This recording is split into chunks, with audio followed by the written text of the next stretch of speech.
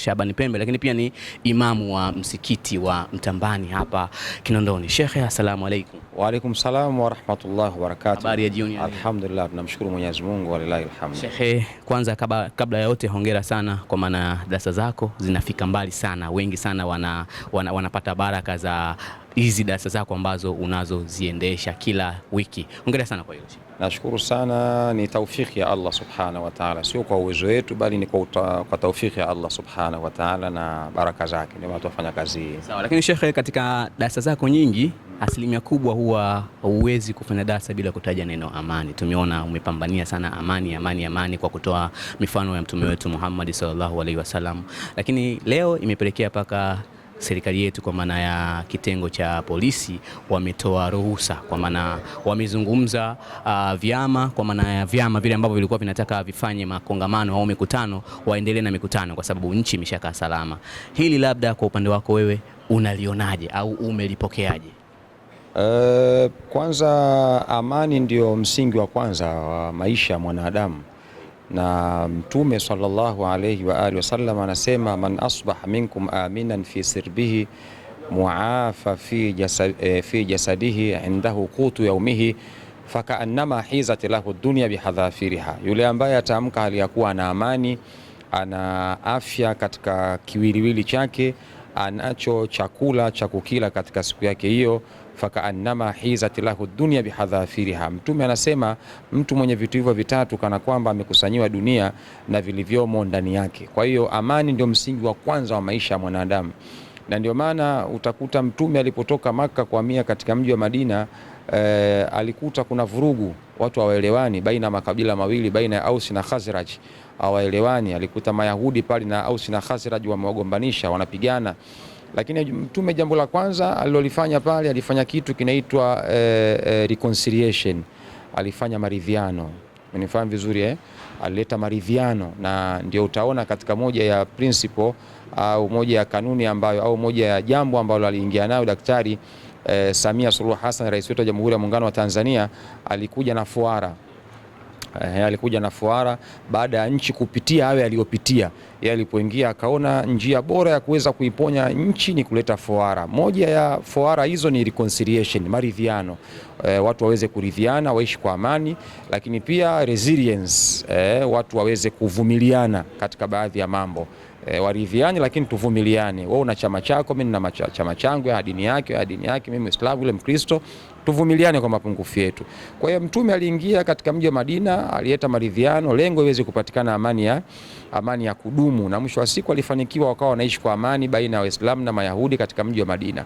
Kwa hiyo amani ndio msingi au ndio jambo namba moja katika maisha ya mwanadamu kwenye jambo la aina yoyote.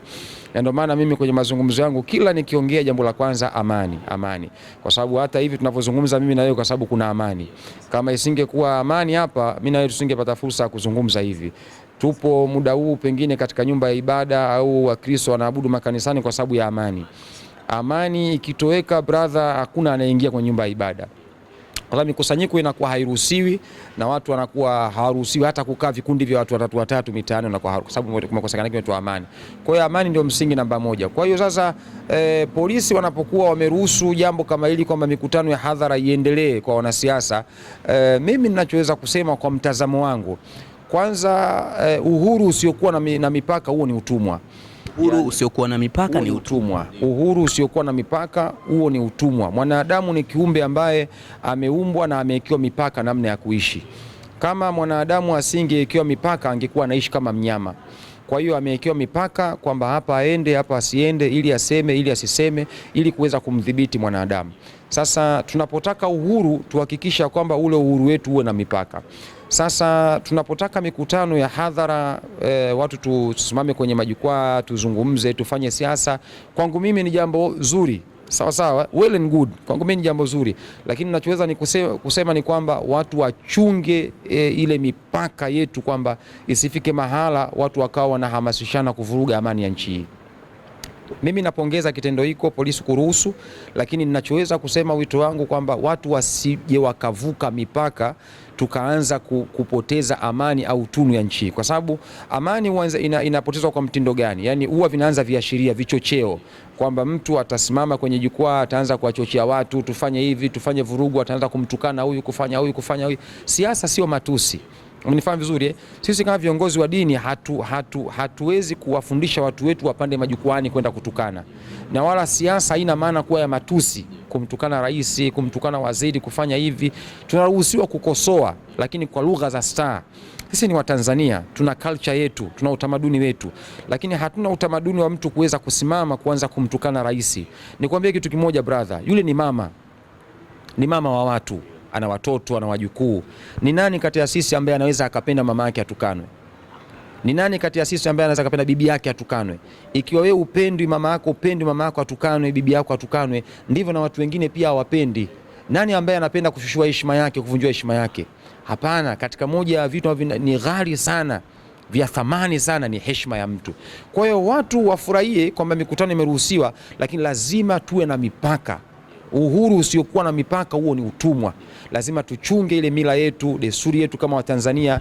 Hatuwezi kusimama kukashifiana, kutukanana. Watu wafanye siasa, watu wakosoe sehemu ambapo serikali iende vizuri, watu wakosoe, lakini kwa lugha iliyokuwa na staa. Kwa hiyo mimi napongeza, lakini at the same time na wasii wale ambao wanakwenda kufanya siasa wasitumie majukwaa hayo kuwadhalilisha wengine, au ikawa ni moja ya fursa ya kwenda kuchafua au kutibua amani ya nchi hii, au kwenda kuhamasisha watu sasa waende wakaibomoa nchi yao.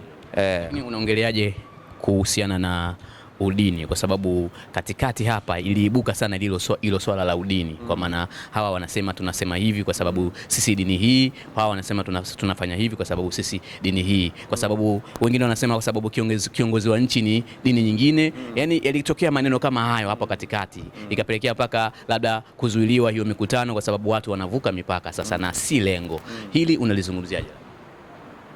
Umeniuliza swali ambalo ni very sensitive, very sensitive. Yani katika moja ya kitu ambacho watu wanajaribu kutaka kutugawa ni kwenye ishu ya udini. Brother, nikwambie, mimi hapa ni Muislamu. Mimi si imamu wa msikiti wa Mtambani, si ni shekhe. Mimi kaka zangu ni Wakristo, nimezaliwa nao tumbo moja, na dada zangu ni Wakristo. Unawezaje kutugawa brother? Ni kitu ambacho hakiwezekani. Umenifahamu? Mimi nakaa na kaka zangu, naongea na ndugu zangu, na japokuwa mimi ni Muislamu, wao ni Wakristo. Kwa hiyo wanapotokea watu wanapotaka kutugawa katika misingi ya udini, ni jambo baya sana. Umenifahamu? Katika nchi hii hatuongozwi na dini ya aina yoyote. Hatuongozwi na Uislamu, hatuongozwi na Ukristo, hatuongozwi na, yani ni serikali ambayo yoyote anaongoza. Alikuwa baba wa taifa alikuwa Mkristo, akaja Ala Salimuni alikuwa Muislamu, akaja Mkapa alikuwa Mkristo, akaja Kikwete ni Muislamu, amekuja Magufuli ni Mkristo, yuko Mama Samia ni Muislamu na atakuja Mkristo. Umenifahamu vizuri? Ni nchi ambayo ina katiba yake, ina sheria zake. Hakuna dini inayoongoza hapa. Tunaposikia kwa baadhi ya majirani zetu, kwa maana nchi kadhaa za majirani, wanatamani huu mfumo ambao tunaishi nao sisi. Na rais kaingia Mkristo, kaingia Muislamu. Ni kweli wanatamani, kwa sababu kitu kama hiki hakipo. Kwa sababu wenzetu, nchi wenzetu kuna udini, unajua. Lakini katika nchi yetu hicho kitu hakipo. Tunaishi kwa kuvumiliana. Sisi Watanzania tumeingiliana katika koo zetu. Yaani ukifuatilia brother, wewe kwenye koo yako wapo Wakristo, mimi kwenye koo yangu wapo Wakristo, na mtu mwingine hivyo hivyo. Sasa ukisema unataka uwagae watu kwenye udini, unaanzaje kuwagawa watu kwenye udini? Sasa watu wasiipeleke siasa kwenye udini. Yaani madhari yuko Muislamu anaongoza, tuvumilie. Atakuja Mkristo ataongoza. Mbona haya mambo hayakuwa huko mwanzo? Kuna udini, si huyu Mkristo, si Waislamu tukasirike, huyu Muislamu. Hapana. Kwa nini hata sasa hivi? Hii ni propaganda watu wanaitengeneza kwa lengo la kutaka kutugawa. Kwa hiyo binafsi yangu mimi naona hii ni siasa chafu ambayo inapikwa na baadhi ya watu kutuchochea, kutuharibia nchi yetu, kutuharibia amani yetu, pengine labda ule wivu tu. Lakini mimi ukiniambia issue ya udini, mimi nakataa. Mimi siwezi kumchukia Mkristo brother. Yaani siwezi kumchukia Mkristo kwa sababu ni watu ambao nafanya nao miamala. Ni ndugu zangu, nakula nao, naamka nao, nacheka nao, tunazikana. Ni ndugu zangu brother. Mimi mama yangu alikuwa Mkristo. Si unaniambia nini brother? Kwa hiyo kuzaa kabisa alikuwa miezi 9 mama yangu ni Mkristo. Kwa hiyo nikimwona mtu anataka kutuletea habari ya udini kwamba huyu si Mkristo, huyu si Muislamu, si rais Muislamu hatakiwi, mimi nakuwa na mshangao, kwa sababu anataka kutuambia vitu ambavyo katika nchi yetu hatujawahi kuwa navyo na hatujawahi kuviona tangu katika nchi hii ilivyokuwa. Kwa hiyo rai yako sasa, ndo mambo yamesharuhusiwa sasa, rai yako kubwa kwa wananchi, kwa sababu wengine inawezekana wana hisia kali, kila mtu ana hisia zake, mwingine anasema ndo tusharuhusiwa, tunataka tufanye hivi na hivi na hivi. Rai yako nini? Mimi rai yangu kwa Watanzania wenzangu na hasa wanasiasa, sisi kama viongozi wa dini, moja ya majukumu yetu ni kuweza kuwachunga watu wetu. Una mapadri na wachungaji, moja ya majukumu yao ni kuwachunga watu wao, kuwaelekeza lipi zuri, lipi baya. Sasa mimi kama kiongozi wa dini, jukumu langu ni kuwaambia wananchi na Watanzania wenzangu kwamba tuhakikishe majukwaa haya yanatumika kwa malengo yale yaliyokusudiwa.